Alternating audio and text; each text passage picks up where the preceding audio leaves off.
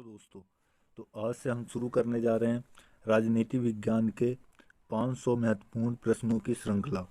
यह सभी प्रतियोगी परीक्षाओं के लिए बहुत ही ज़्यादा महत्वपूर्ण है। तो आइए शुरू करते हैं। पहला प्रश्न, भारतीय संविधान के ऐतिहासिक विकास का काल कब से प्रारंभ माना जाता है? तो ये माना जाता है 1600 ईस्वी से। 1600 ईस्वी से। दूसरा प्रश्न, रेगुलेटिंग एक्ट कब पारित किया गया? रेगुलेटिंग एक्ट कब पारित किया गया? तो 1773 ईस्वी में पारित किया गया। तीसरा प्रश्न, सर्वप्रथम सर्वप्रथम उच्चतम न्यायालय की स्थापना का प्रावधान किस अधिनियम के द्वारा किया गया? तो यह किया गया था रेगुलेटिंग एक्ट 1773 के द्वारा। अगला प्रश्न, किस अधिनियम के द्वारा भारत के गवर्नर जनरल को अध्यादेश जारी करने की शक्ति प्रदान की गई?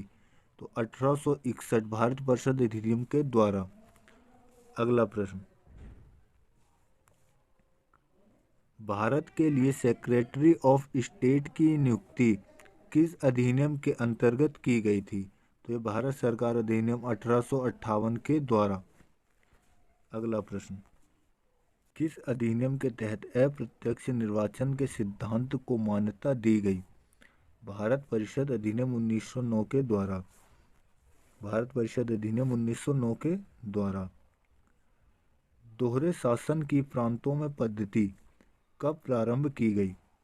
1919 में। 1919 में। भारत में ईस्ट इंडिया कंपनी के शासन को किस अधिनियम के द्वारा समाप्त किया गया? तो यह किया गया 1858 अधिनियम के द्वारा। अगला प्रश्न, मिंटो मार्ले सुधार किस वर्ष पारित किया गया? तो यह पारित किया गया 1909 में।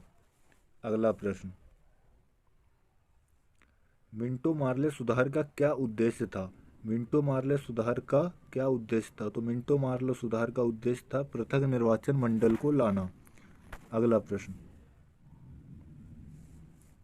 मुस्लिमों के लिए अतिरिक्त निर्वाचन मंडल प्रारंभ में किसके द्वारा लाया गया?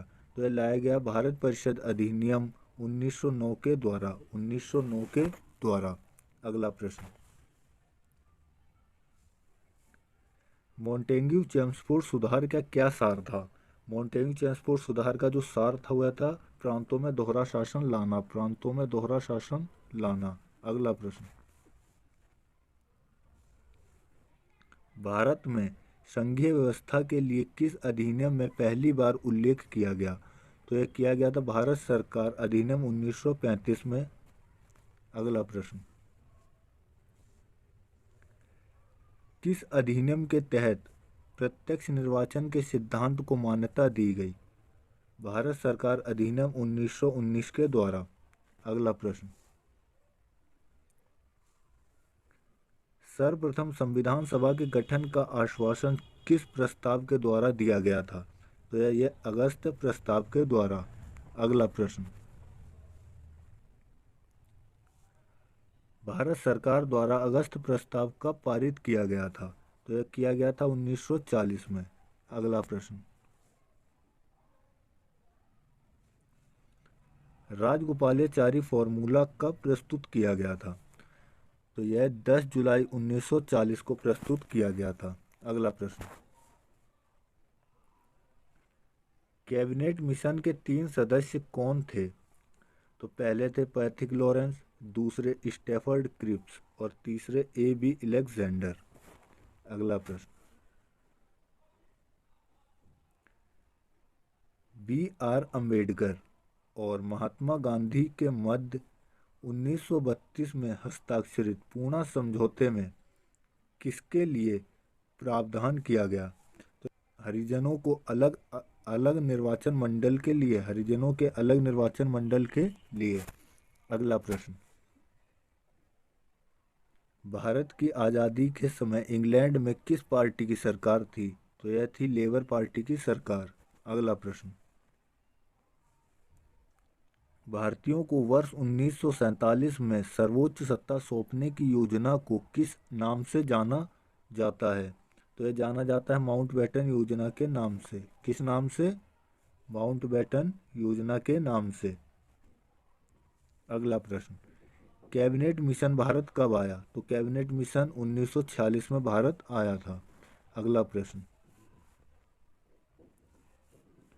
मिंटो मार्ले सुधार को अन्य किस नाम से जाना जाता है? तो यह जाना जाता है भारत परिषद अधिनियम 1909 के नाम से। भारतीय परिषद अधिनियम 1909 के नाम से। अगला प्रश्न,